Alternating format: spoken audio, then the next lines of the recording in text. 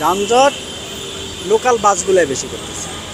এটা দু তিনটা বাস আছে, একটা বাস যাচ্ছে আর একটা বাস আরও করে খাড়া করে রাখছে, করে ওভারটেক করতে দিচ্ছে না, যাত্রী উঠাচ্ছে।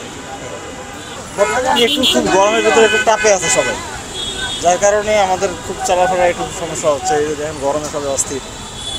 সময় মতো কি গন্তব্যে যেতে পারেন? না, তারপরেও খুব একটু সমস্যা হচ্ছে, রিজার্ভেশনে ভর্তি দিচ্ছে সবাই মিলে। যে তাপমাত্রা এমনিতে তো মানুষ মানে আটো সাটো অবস্থায় পড়ছে, তারপর যে যানজট সময় মতো তো গন্তব্যে পৌঁছানোটাই মুশকিল হয়ে পড়ছে।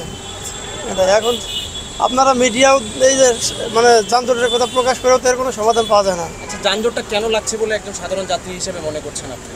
যানজটটা কেন লাগছে মনে হয়, আমার তো মনে হয় যে গাড়ির সংখ্যা বেড়ে গেছে মনে হয় দেশে। প্রায় 40 মিনিট আগেই বের হই সবসময়, কেন? কারণ আমি জানি যে যাওয়া আসায় 40টা মিনিট লাগে প্রতিদিন সবসময়, তারপরেও সয়ে যাচ্ছি আর কি। যানজট তো মনে করেন যে আজকে কদিন আজকে করে বলবো সব খোলা, এখন আজকে যানজট বেশি, আর এমনি দিনে ক্লিয়ার আছে। যাত্রী কেমন এখন? যাত্রী আজকে মোটামুটি ভালোই আছে। এই যানজটের কারণে আয় কমে কীরকম? যানজটের কারণে যেমন আজকে 3 মালে যেমন 10-11 ট্রেন কাম হতো, তার অর্ধেক হয়, তার অর্ধেক আছে। 8,000 ট্রেন কাম হয়। কোন দিন যানজট বেশি দেখতে পান না? যানজট যেমন শুক্রবার শনিবার এই দুদিন এমনি ফ্রি থাকে, বন্ধের দিনে, আর এছাড়া এমনি সবসময় জ্যাম থাকে। যানজট তো আপনার হচ্ছে ফার্মগেট থেকে তো পায়ে আসতেছি এই পর্যন্ত। কতক্ষণ লাগবে? ফার্মগেট থেকে এই পর্যন্ত প্রায় অ্যাভারেজে 25 মিনিট তো লাগলোই। কতদূর পর্যন্ত?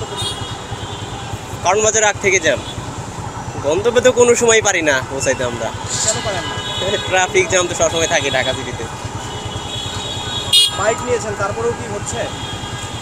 বাইক নিয়েছি তো আগে গন্তব্যে যাওয়ার জন্যই, কিন্তু এখন তো মনে হয় না সঠিক টাইমে যা পৌঁছাইতে পারবো। সংবাদ, ফিচার ও অনুষ্ঠানের জন্য ভিজিট করুন সংবাদ প্রকাশের ওয়েবসাইট এবং যুক্ত থাকুন ফেসবুক পেজ ও ইউটিউব চ্যানেলের সঙ্গে।